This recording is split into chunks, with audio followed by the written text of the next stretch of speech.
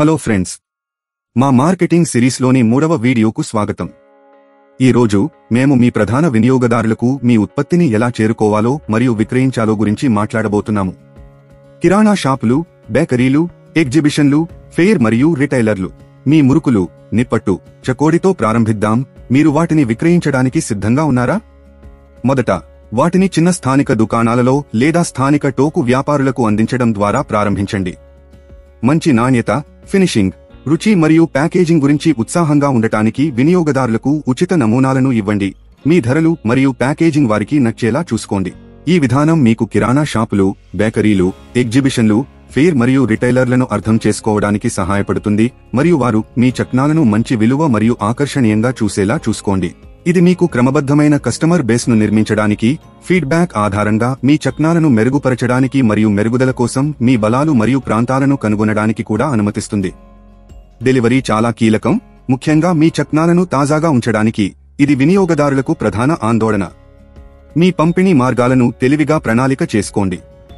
ఉదాహరణకు, మీరు సోమవారం తూర్పున ఉన్న దుకాణాలను, తరువాత మంగళవారం ఉత్తరాన ఉన్న దుకాణాలను సందర్శించవచ్చు. ఇంకా కొత్త బ్రాండ్గా మిమ్మల్ని మీరు గుర్తించుకోవడం చాలా ముఖ్యం. మీరు చక్నాలను మీరే పంపిణీ చేస్తున్నట్లయితే మీ వాహనాన్ని మీ చక్నాస్ లోగోతో బ్రాండ్ చేయడాన్ని పరిగణించండి. కిరాణా షాపులు, బేకరీలు, ఎగ్జిబిషన్లు, ఫెయిర్ మరియు రిటైలర్ల దృష్టిని ఆకర్షించడానికి ఇది ఒక అద్భుతమైన మార్గం. మీ చక్నాలను పెద్ద దుకాణాలకు పంపిణీ చేయగల టోకు వ్యాపార పంపిణీదారులతో భాగస్వామ్యం చేయడం ద్వారా పెద్ద ప్రాంతాలలో విక్రయించాలని లక్ష్యంగా పెట్టుకోండి. కానీ దశలవారీగా ఈ విధానాన్ని అనుసరించండి. మరింత విస్తరించడానికి ప్రయత్నించే ముందు మీరు స్థానికంగా విజయవంతమయ్యారని నిర్ధారించుకోండి. గుర్తుంచుకోండి, టోకు వ్యాపారులు మరియు పంపిణీదారులు పెద్ద వాల్యూమ్లను నిర్వహిస్తారు మరియు మీ ఉత్పత్తి మరియు ప్రక్రియలు స్థిరంగా ఉన్నప్పుడు మాత్రమే మీరు ఈ వాల్యూమ్లను సరఫరా చేయవచ్చు. కాబట్టి ప్రాంతీయ టోకు వ్యాపారులు మరియు పంపిణీదారులను చేరుకునే ముందు స్థానికంగా మిమ్మల్ని మీరు స్థాపించుకోవడానికి మీ సమయాన్ని వెచ్చించండి. ఇన్స్టాగ్రామ్, ఫేస్బుక్ మరియు యూట్యూబ్ వంటి సోషల్ మీడియా ప్లాట్ఫామ్లలో మీ చక్నాలను ప్రదర్శించడం మర్చిపోవద్దు. సాధారణ పోస్టులు, సరదా పోల్స్ మరియు పోటీల ద్వారా మీ ప్రేక్షకులతో నిమగ్నమై ఉండండి.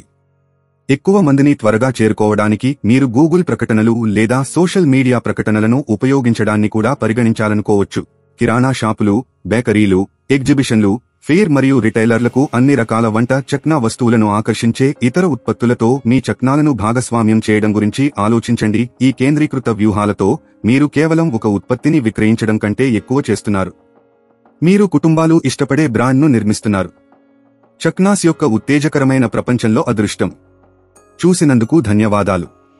మరిన్ని వీడియోల కోసం వ్యాపార్ కోచ్ ఛానల్కు సబ్స్క్రైబ్ చేయండి.